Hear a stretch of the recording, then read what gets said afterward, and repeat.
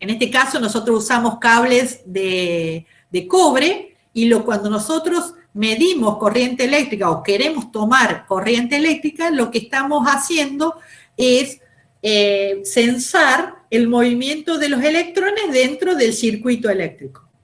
Lo que pasa es, con el efecto fotoeléctrico, los electrones se movían desde la placa que era iluminada hacia el otro electrodo que tenía carga positiva. Por lo tanto, que lo que llegaba a la carga positiva y generaba electricidad no eran nada más ni nada menos que nuestros amigos los electrones, ¿sí? Porque los electrones son los encargados de conducir la electricidad o llevar la carga de electricidad que nosotros comúnmente llamamos. ¿Ese es el experimento que hizo Einstein? Ese es el espectro, exactamente, el efecto fotoeléctrico, y es el principio por el cual se prende ustedes saben que la luz que nosotros tenemos a cierta hora, se prende la luz, sin que nadie la vaya a prender, ¿sí? Y bueno, se prende la luz por el efecto fotoeléctrico, por este efecto, digamos, el efecto fotoeléctrico en las celdas corta un circuito. Cuando la luz desaparece porque es la noche, el sol se va, la luz desaparece, por lo tanto no hay movimientos de electrones, por lo tanto dispara el sistema para que se prenda la luz en el sistema de iluminación pública. ¿Qué es lo que hizo Einstein? Bueno, ustedes saben que lo que ellos veían acá abajo es un poquito los experimentos que ellos observaban en su momento, ¿sí? ¿Qué es lo que hasta la física clásica, lo que se creía era que cuanto más intensa era una luz, más energía tenía esa luz? La teoría cuántica vino a contradecir todo eso, porque la energía en realidad está no en la intensidad de la luz, sino en la longitud de onda de la luz electromagnética. Entonces, ¿qué es lo que ellos veían? Que si iluminaban la placa con luz roja, ¿sí?, y ponían más intensidad con luz roja, los electrones no eran desprendidos de la placa.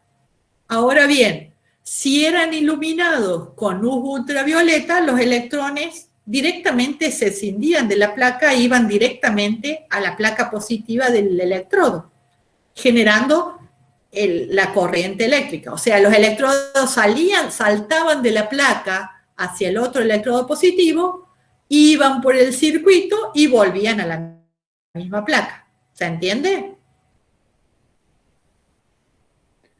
Pero no entendí, profe, lo de las luces de la... O sea, como para relacionarlo, lo de las luces de la calle, ¿cuál es la luz que le da para que bombee esos electrones al circuito y le dé electricidad? O sea, pues si no hay luz... No. En realidad el circuito es, digamos, con luz. Este circuito de electrones pasa por otro lado dentro del pack de apertura del sistema, ¿sí? Y cuando esta luz no existe y este circuito eléctrico, o sea, estos electrones no forman corriente eléctrica, la corriente eléctrica pasa por otro circuito y es la que prende las lámparas, ¿sí? O sea, habilita otro circuito. Cuando hay luz, esta corriente eléctrica, ¿sí?, va por un circuito. Cuando estos electrones desaparecen, porque no hay luz, el circuito que se abre es el circuito de carga de electricidad común que nosotros tenemos en nuestro sistema, claro, la corriente alterna. O sea, son dos circuitos en paralelo.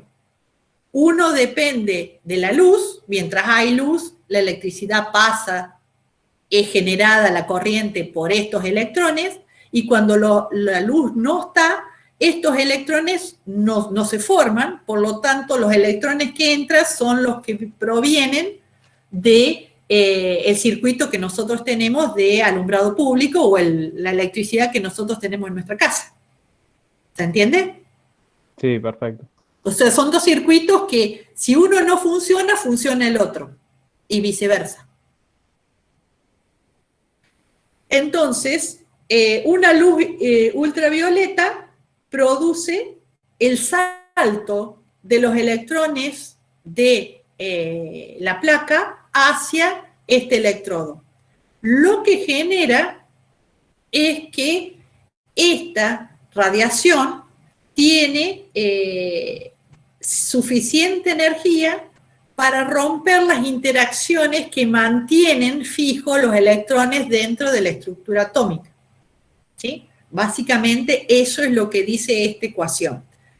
Quiere decir, que la energía que le estamos entregando a la placa necesita una energía básica o umbral, que es la energía de un fotón mínimo, que necesita para romper las interacciones dentro de la estructura del átomo, más una energía cinética, que es la que lleva los electrones desde una placa hacia la otra placa positiva. Y esto es lo que se conoce comúnmente como el efecto fotoeléctrico, y es la ecuación de Einstein que permitió poder entender qué es lo que estaba pasando con este fenómeno.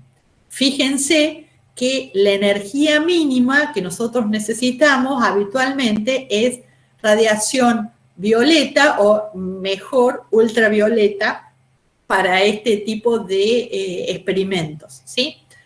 En realidad, lo que viene a explicar el efecto fotoeléctrico es que los fotones o cuantos de energía interaccionan con la placa, y al colisionar con la placa le dan energía suficiente al sistema como para que los electrones que están unidos a la estructura atómica puedan tener energía suficiente como para vencer el campo atractorio del núcleo de los átomos y poder escindirse de la estructura atómica y moverse en el vacío hacia la placa positiva, ¿sí? Este efecto, que es la teoría cuántica, es la base de lo que vamos a explicar en esta transparencia. En esta transparencia lo que quiero mostrarle que simultáneamente a los experimentos de Planck y a los experimentos de Einstein, había otras personas también trabajando con radiación electromagnética y con los espectros, sobre todo con los espectros visibles, que, bueno, tenían detectores que eran más fácil de detectar en esa época. Como dijimos, un cuerpo negro o una lámpara incandescente emite una radiación en el espectro continuo. Eso es lo que se vio con el experimento de Max Planck, y era un resultado, si se quiere, un resultado clásico, ¿sí? Un cuerpo incandescente emitiendo radiación electromagnética, y lo hace en un intervalo de longitudes de onda continuo. Ahora bien, hubo otros investigadores que ya vamos a nombrar, hicieron otro experimento. En una lámpara sellada al vacío, incorporaron un átomo, o en este caso un átomo de hidrógeno, por ejemplo, en baja presión, o sea, en baja concentración dentro de la cavidad, y lo comenzaron a calentar, y observaron que ese gas caliente puede llegar a estar incandescente, ese gas caliente, cuando llega a ciertas temperaturas, como las descritas por Max Planck.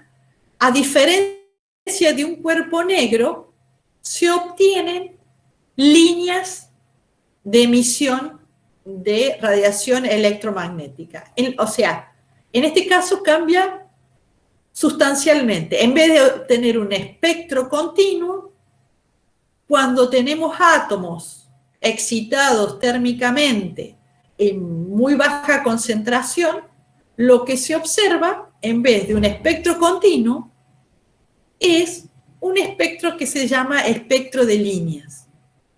Y aparecen algunas longitudes de onda y otras no existe evidencia de emisión de luz electromagnética. ¿Sí? Ahora bien, ese mismo gas frío, ahora no calentado térmicamente, pero en interacción con un campo o un cuerpo negro incandescente que emite un espectro continuo, la interacción de ese espectro continuo con este gas que está a temperatura ambiente o puede estar también un poco más frío, se observa que, a diferencia de ver el espectro continuo como debería ser por tener un cuerpo negro, al intercambiar este átomo entre el cuerpo negro y el detector, se observa que ya no llega al detector todo el espectro continuo, sino que hay algunas longitudes de onda que faltan. Y este es un proceso de absorción de luz. Y justo las líneas que faltan, las longitudes de onda de las líneas que faltan, son las mismas que emite el mismo átomo cuando está térmicamente caliente. Cuando se estudió eso, se fue cambiando, esto es el espectro de emisión y de absorción del hidrógeno, pero si se cambia el hidrógeno por otro átomo, se observa que según el átomo que se coloque acá en esta lámpara incandescente, el espectro de emisión va a ser diferente, haciendo diferencia de átomos, ¿sí? Lo que quiero decir de una manera más elegante es que si nosotros en esta lámpara incandescente o en esta lámpara fría vamos cambiando átomos diferentes, vamos a tener un espectro de emisión y de absorción que se corresponde con cada átomo.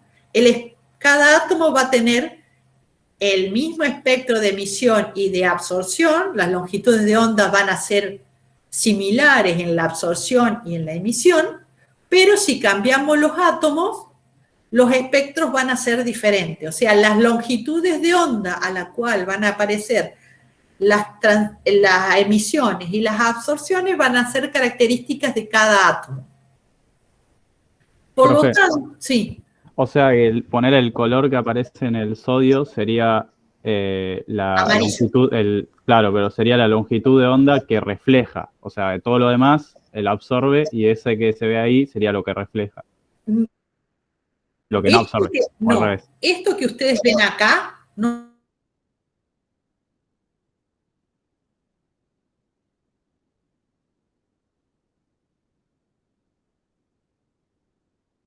Que por estar calentado a una determinada temperatura, emite luz. Él solo.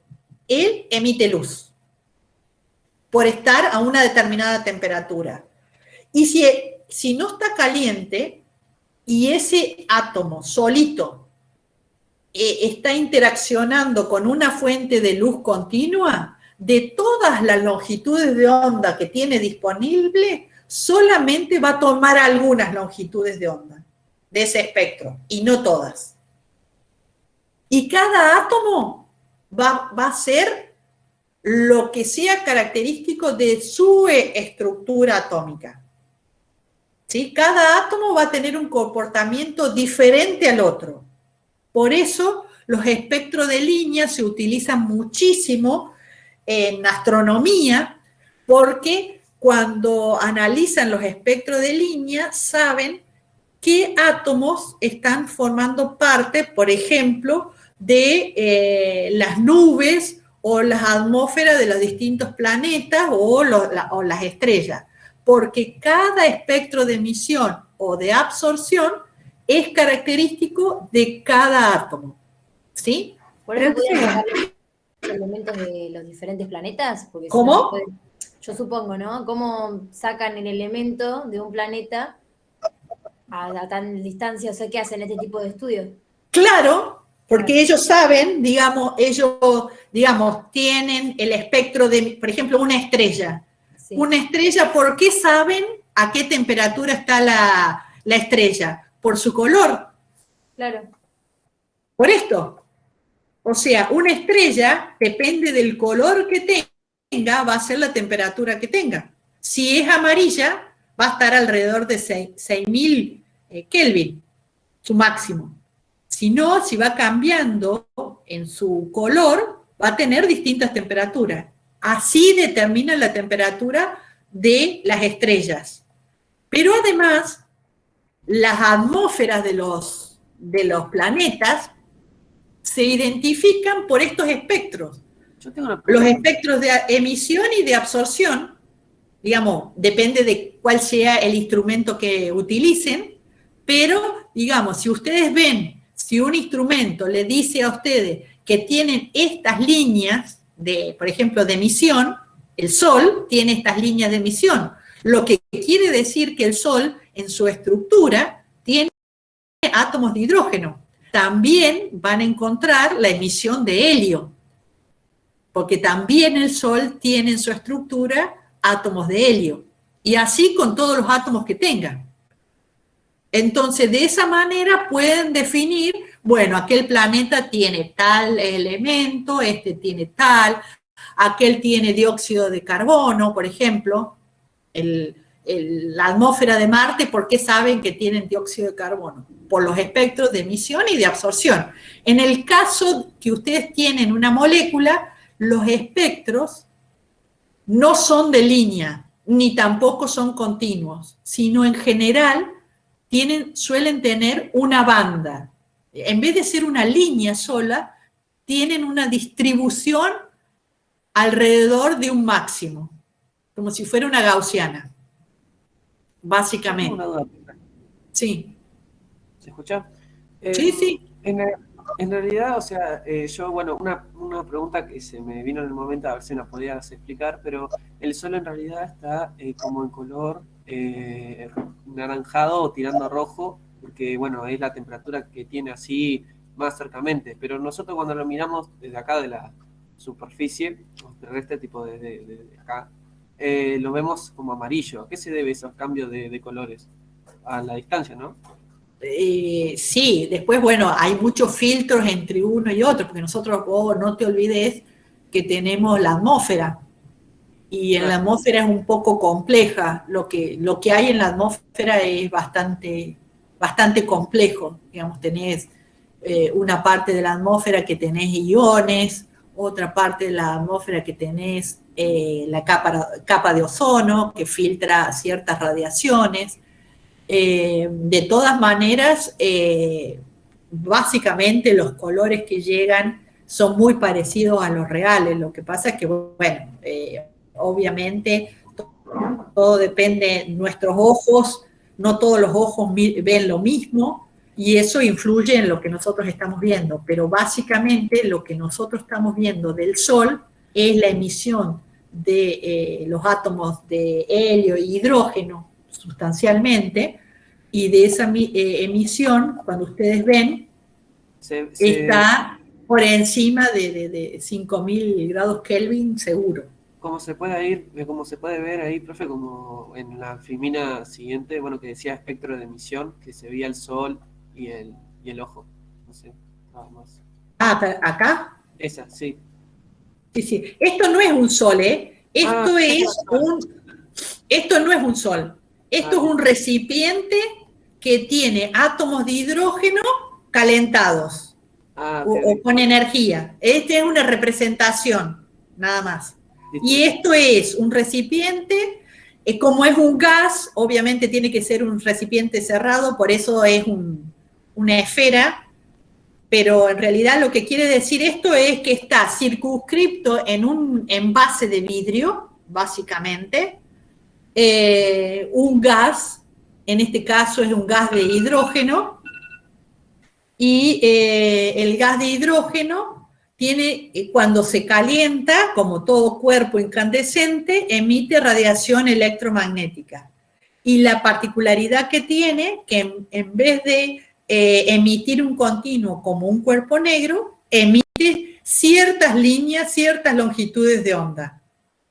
Y en el caso de una interacción con un espectro continuo, este sí es un proceso de absorción, absorbe ciertas longitudes de onda y deja pasar la restante. Justo las longitudes de onda que absorbe son exactamente las mismas longitudes de onda que emite.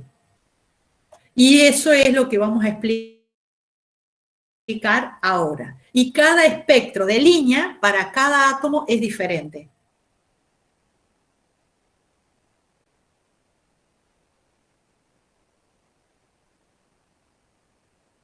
Bueno, entonces dejamos acá, seguimos el miércoles a las 8. Profe, yo tengo una duda Sí. que tiene que ver, no, me quedé pensando en que comentabas lo de la luz. O sea, uno puede hablar de la luz, de las longitudes de